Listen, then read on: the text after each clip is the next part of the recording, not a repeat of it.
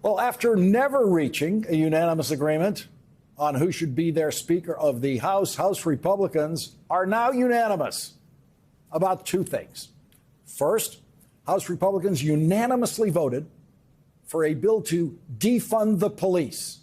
That's right. The very first thing House Republicans voted on was defunding the police.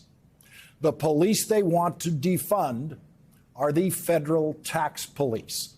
House Republicans have voted unanimously to defund the Internal Revenue Service in a way that would specifically target the capacity of the Internal Revenue Service to investigate the tax returns of the very richest people in America. Republicans voted unanimously to make it easier for America's richest people to get away with tax crimes. And Republicans have now voted unanimously to create what our first guest tonight calls the Republican Committee to Obstruct Justice. Republicans are calling the committee, which is structured as a subcommittee of the House Judiciary Committee, the, quote, select subcommittee on the weaponization of the federal government. And that is a perfect example of what former Harvard professor and Senator Daniel Patrick Moynihan called semantic infiltration. The concept of semantic infiltration is to infiltrate your opposition with your language that forces them to tell the lie that your language tells. A perfect example is Fox News.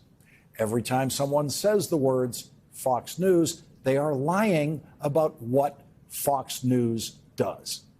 That is a deliberate lie created by Rupert Murdoch when he created the Fox Republican propaganda channel and infiltrated the opposition to Republican propaganda by forcing the opposition to call his propaganda channel Fox News.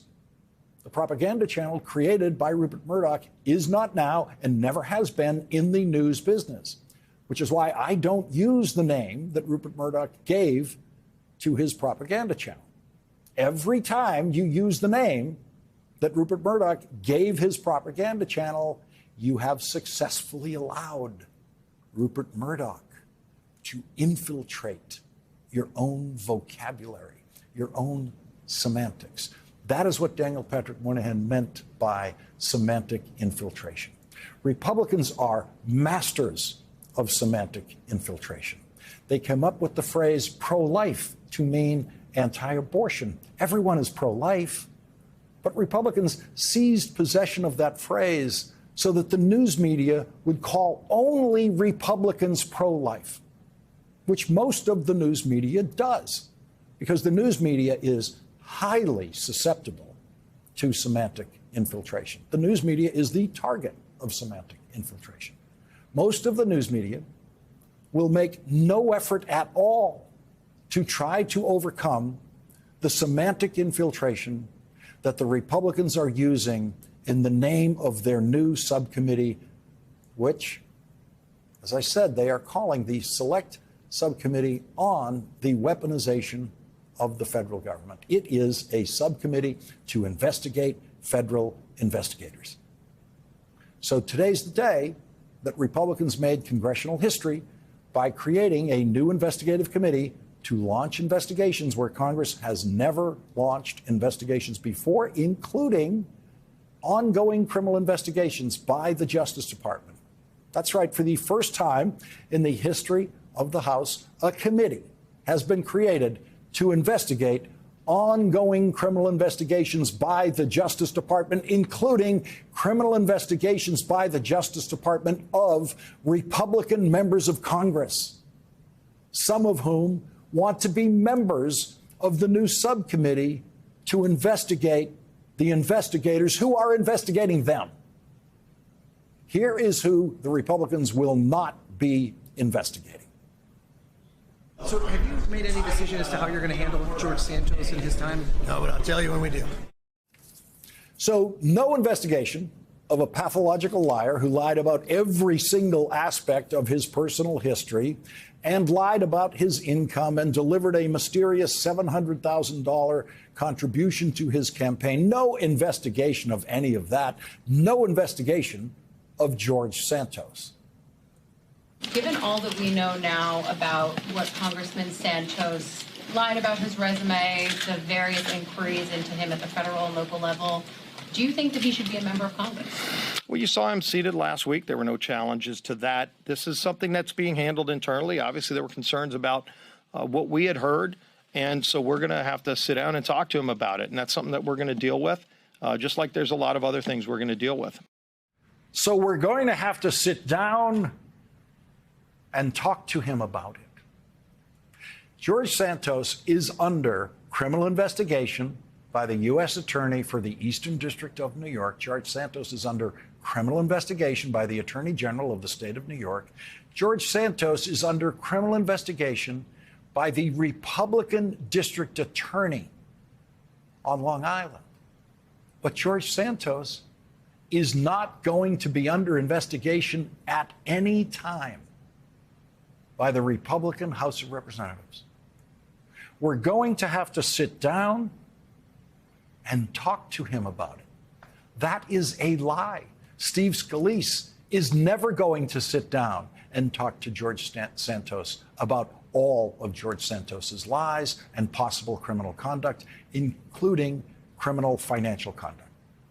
But Steve Scalise and Speaker Kevin McCarthy and the Judiciary Committee Chairman Jim Jordan are all eager to have their special subcommittee go to work investigating any federal government investigators who are currently investigating Republicans like Donald Trump and Jim Jordan, and Pennsylvania Congressman Scott Perry, who, according to Cassidy Hutchinson's testimony to the January 6th committee, asked for a pardon from Donald Trump for his possible criminal conduct in trying to overturn the 2020 presidential election. The January 6th committee has evidence that some Republican members of the House of Representatives asked Donald Trump for pardons for their possible criminal conduct in trying to overturn the 2020 presidential election. Today, after a Republican on the floor of the House asked the Democrats to, as he put it, populate this committee with serious Democrats. That is to say, send serious Democrats to this new subcommittee to investigate the investigators. After that request for serious Democrats to be appointed to that committee, Jim McGovern, the top Democrat on the House Rules Committee, said this. I would just say, in response to the gentleman who said that he hopes that we populate this select committee with serious Democrats, that he populates the committee with Republicans who did not ask for a pardon, who did not have their phones seized by the FBI.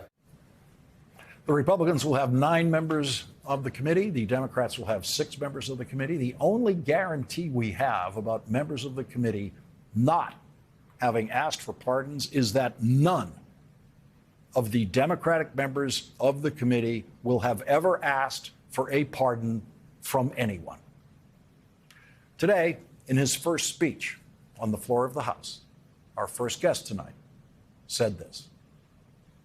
The primary purpose of this special subcommittee is to interfere with the special counsel's ongoing investigation into a conspiracy to overturn the 2020 election. This is a shocking abuse of power. But it's not just the usual efforts by members on the other side of the aisle to once again do Donald Trump's dirty work. This time, they're trying to protect themselves. One of them, a member from Pennsylvania, had his cell phone seized pursuant to a court order finding probable cause that he committed a crime. Yet he has indicated that he wants to be on this subcommittee so that he can undermine a criminal investigation into himself. My Republican counterparts can dress up the subcommittee with a menacing name, but let's call it what it really is: the Republican Committee to Obstruct Justice.